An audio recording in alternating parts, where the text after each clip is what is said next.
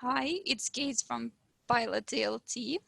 A huge thanks to everyone who took part in our today's webinar. It was great.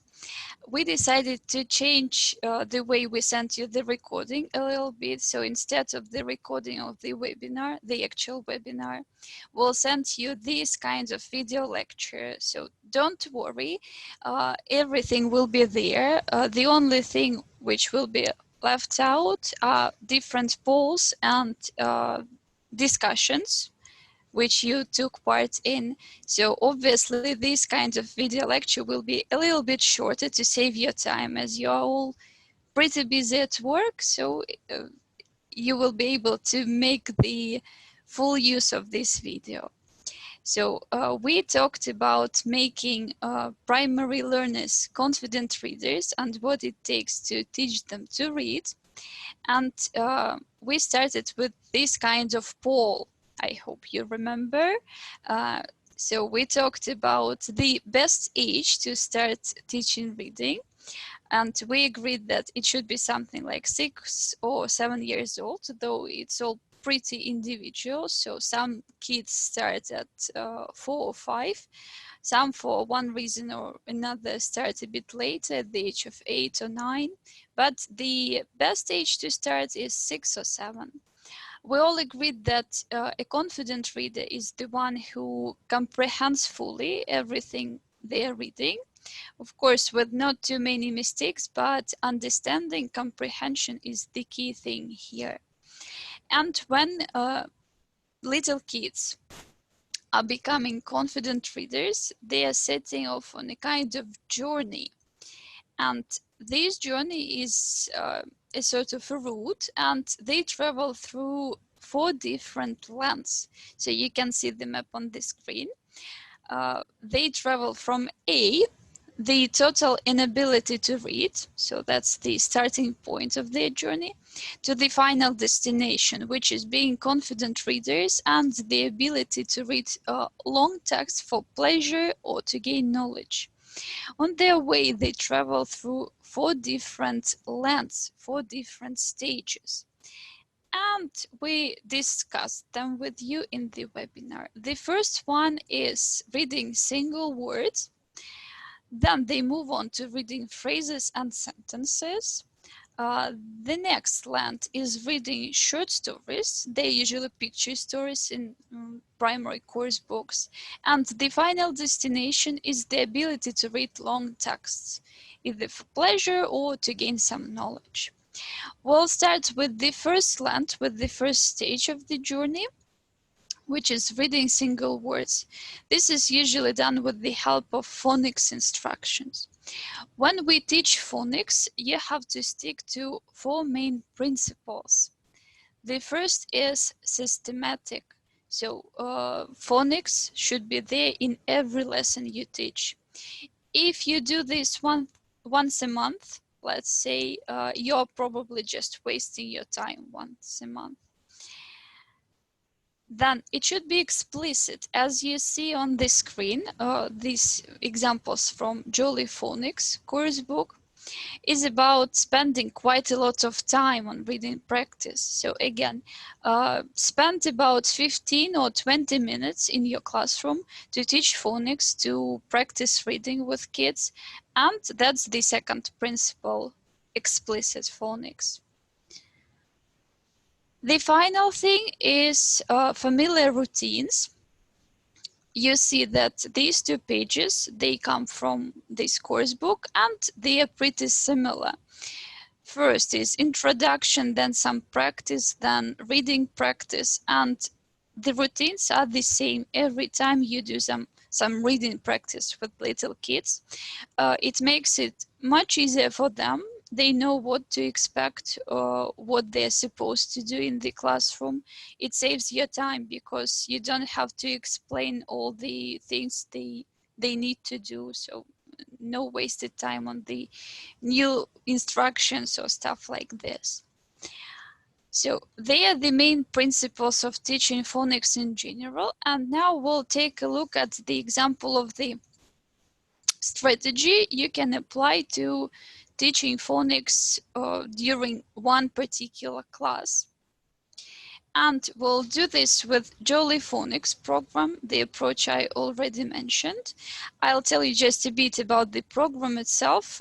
Initially, it was the part of the British curriculum, but then it became really popular everywhere in the world.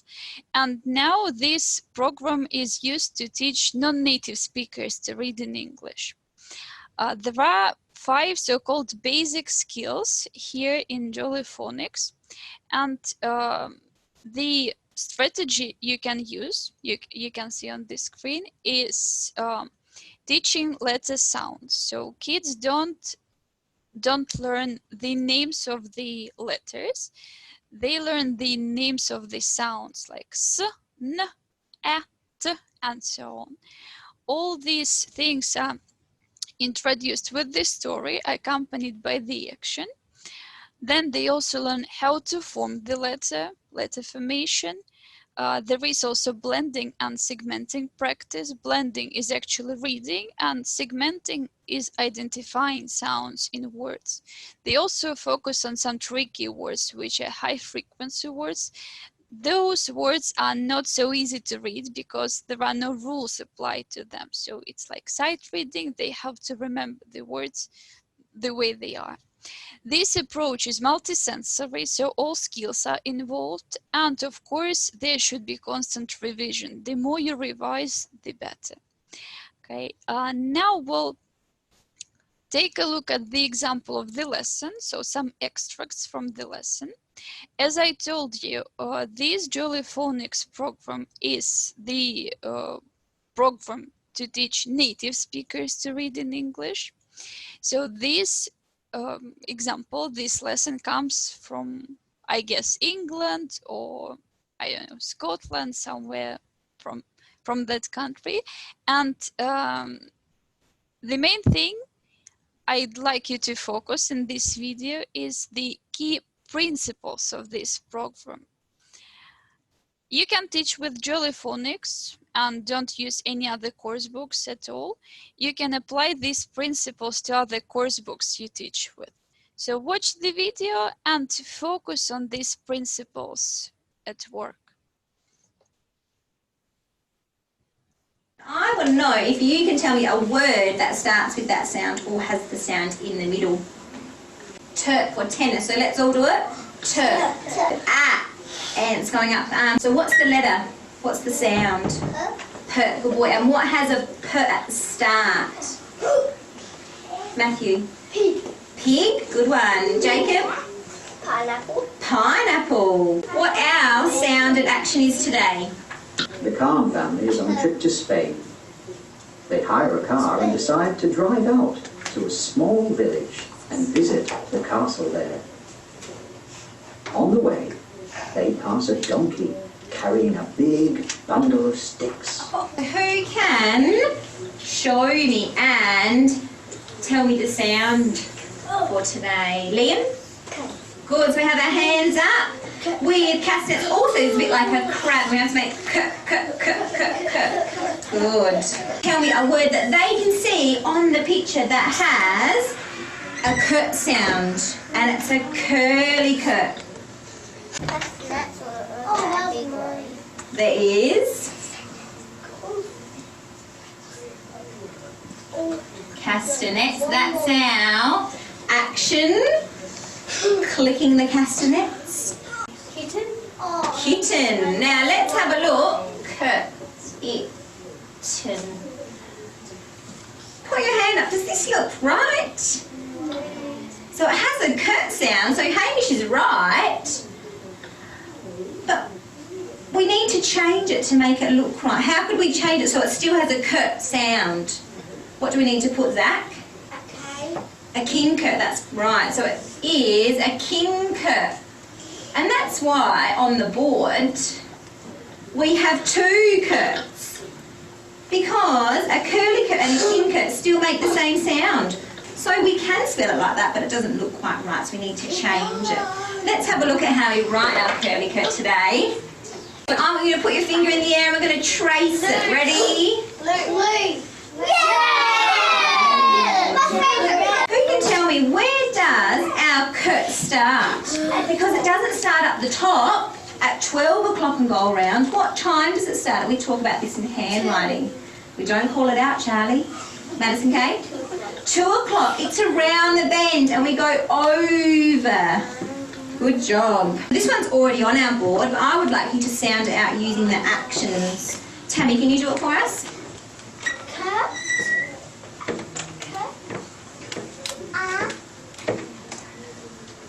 Good. Let's all do it together. Cat. Beautiful. We are going to make a cylinder, but we're going to call it a can today. So you have some curt words. Cat, cake, cut, cup, clock, clap. Then cut them and stick them on your can. My old receptions, you have some of your own to do. So you have cat and cut already done for you, so you can trace those. Then you have 4 spaces to write your own. So you can copy them off of the board, or you could think of your own curt words. Maybe you heard some in the story. Maybe you already know some. Maybe there's some tricky words that you'd like to write that start with a curt. My children played with my sister.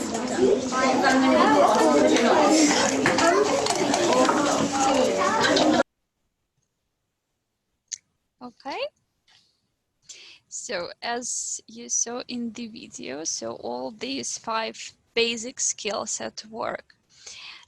This teacher started with the revision, so which is crucial in the primary classroom, no matter how strong or weak your students are, so you should always revise with them.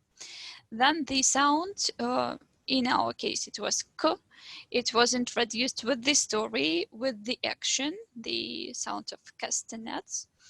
Then they moved on to letter formation. They did that on the board, in the air, and then in the workbooks or students' books. There was some blending practice when they started blending the sounds together, like s, at, sat, or k, at, cat. And you see, we don't start in the alphabetical order because we start with the most common, the most used sounds, so children can start blending as soon as possible. So once they know these 3 sounds, s, at, they can start blending straight away with sat or cat. Then they worked on segmenting, identifying sounds. That was when the teacher asked them to say the words with this sound in the picture or in the story. You see, it's all multisensory. There was some craft.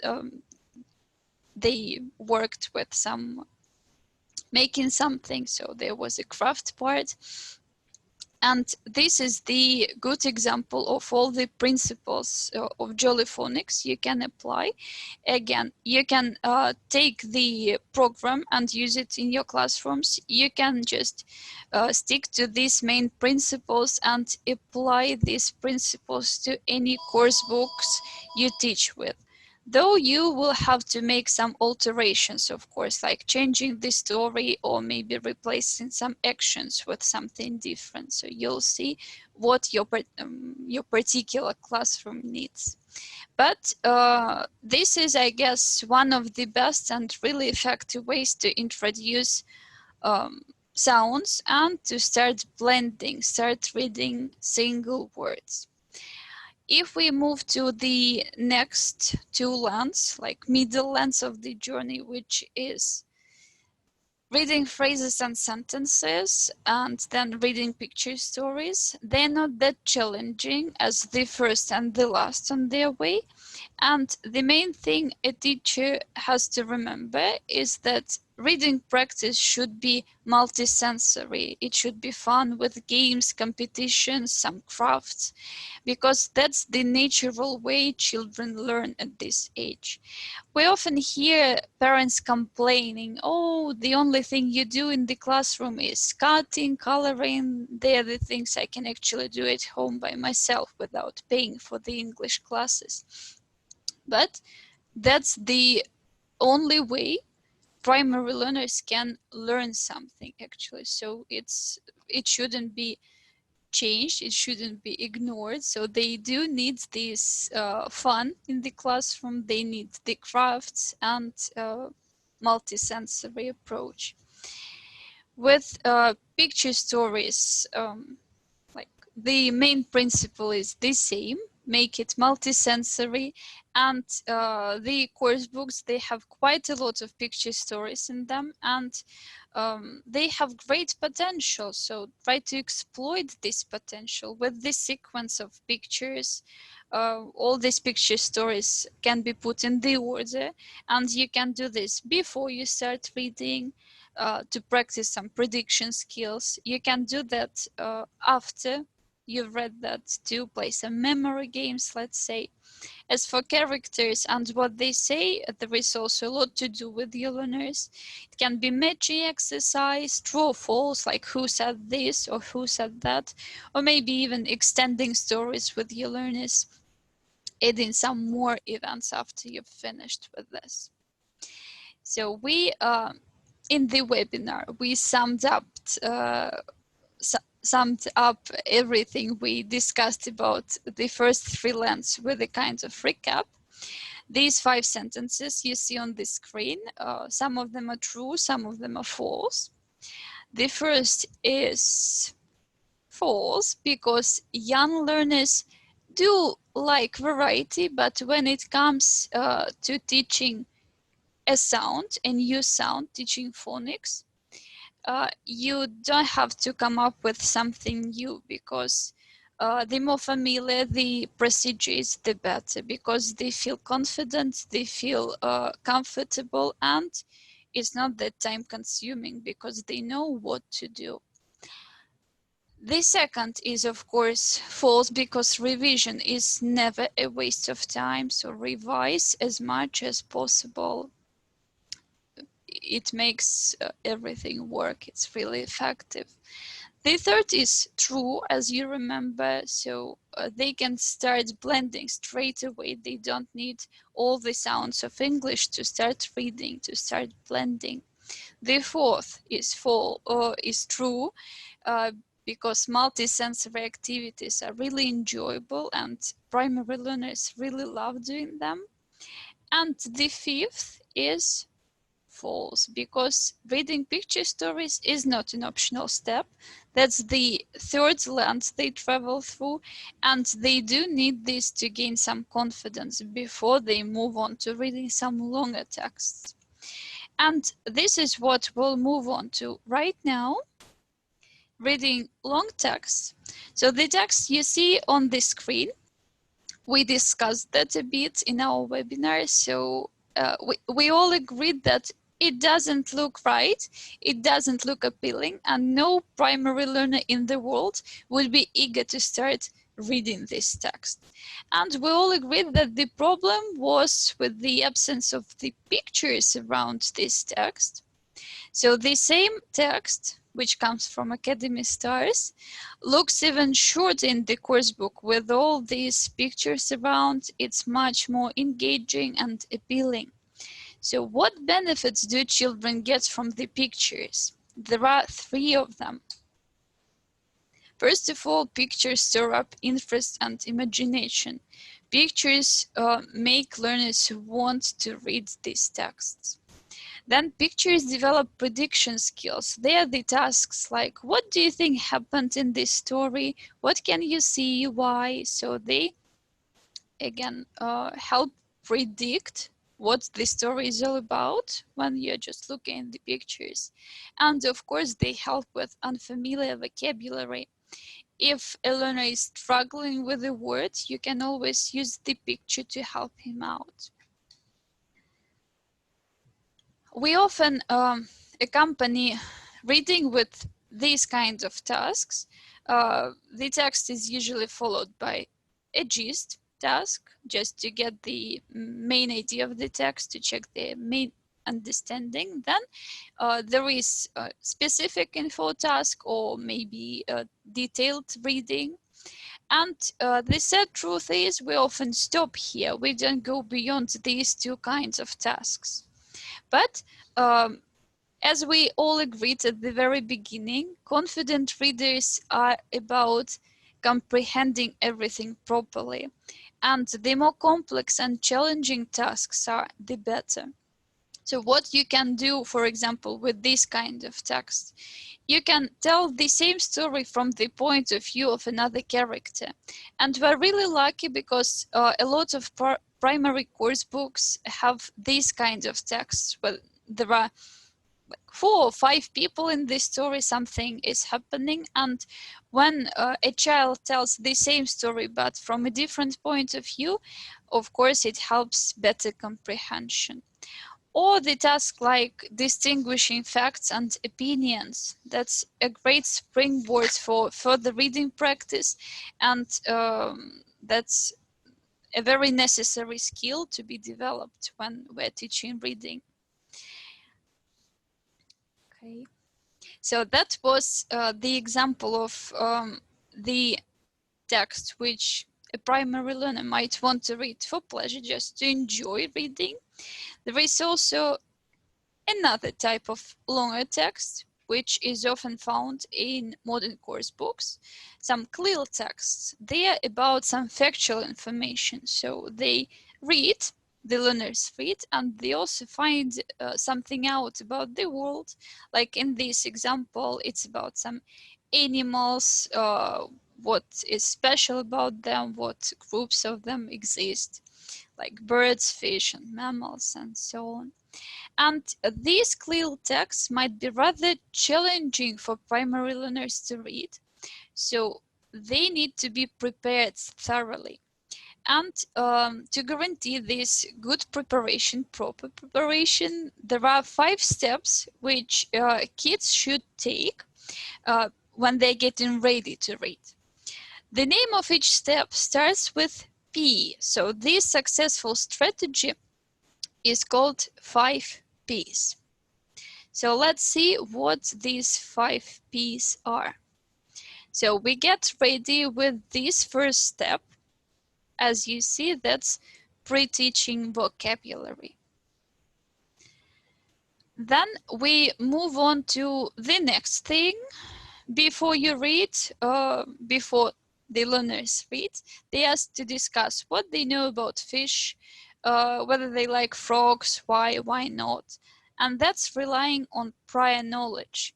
Clear texts are about some facts, factual information, and it's very likely your little kids, little learners already know something about this topic, and it will even generate their interest more. They will want to find out about this topic even more after they've discussed what they already know. Okay, the next step, like looking at the title and the pictures and thinking what the text is about, is previewing and predicting, because it helps them understand the text better, and you can see, you can look at the layout of the text, at the title, at the pictures everywhere in the text. And the more you do this, the better they will feel when they're reading the text.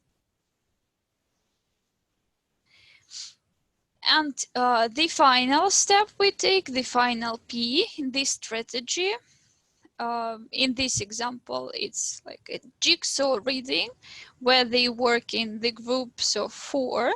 Each has their own part of the text. They read this part, talk to each other, and compare and check what is different, what is similar about these groups of animals. And this is giving purpose for reading. So the final P in this strategy is purpose for reading, because you never say like, okay kids, now let's read the text and that's it. They always have to have kind of task, a purpose, why they're reading, what they're looking for in the text. So when you follow this 5P strategy, which is pre-teaching vocabulary, rely on their prior knowledge, previewing, predicting, and giving purpose for reading, it works the best. So this reading, especially with clear text, is the most effective as it can be. We're often short of time in the classroom, and teachers might complain, I don't have so much time to prepare for reading. Okay, make it 3 Ps, 2 Ps, but never start reading straight away. They should be prepared, at least pre-teach vocabulary and give them a purpose, or it depends what you choose out of these 5 Ps. When they've read, they have to practice, they have to achieve reading fluency with the help of different tasks, which usually accompany the text. And make sure the older learners get, the more complex and challenging tasks become, because if you don't do this in the classroom, they're not very likely to achieve this reading fluency. So like this Oxford Discover course book, they work on developing such skills as comparing and contrasting, or identifying cause and effect, or main ideas and details, or maybe sequencing events. So it's all pretty important when we're planning to make our readers really confident readers. Okay, so to sum up everything we've discussed with you in the webinar and everything I've told you in this shorter version of the webinar is kind of video lecture. So let's move back to this map we started with. When little kids come to our English classrooms with nothing under their belts and they can't read a single word, so that's the first thing we teach them to read in English, reading single words. Don't forget about key principles of teaching phonics instructions. Systematic, explicit, and with familiar routines. So that's the only way it will work. The second and the third is about reading phrases and sentences and some short stories. Make it multisensory, make it fun, and that's the natural way they learn. And closer to the destination, so reading longer text. Don't forget about providing the text with pictures, because no matter how interesting and good the text is, if it doesn't have the pictures, the kids are not very likely to be interested in that. And then reading will just become a torture for them, not a pleasant experience. And of course, if it's some kind of clear text, don't forget about thorough preparation. Prepare them well, because those texts are rather challenging and demanding to read. So this 5P strategy might really help you out with this. All right, that's it. Thank you a lot. Thank you a lot for attending our workshop today, our online webinar. Thank you a lot for watching this video, and I really hope to see you again this summer.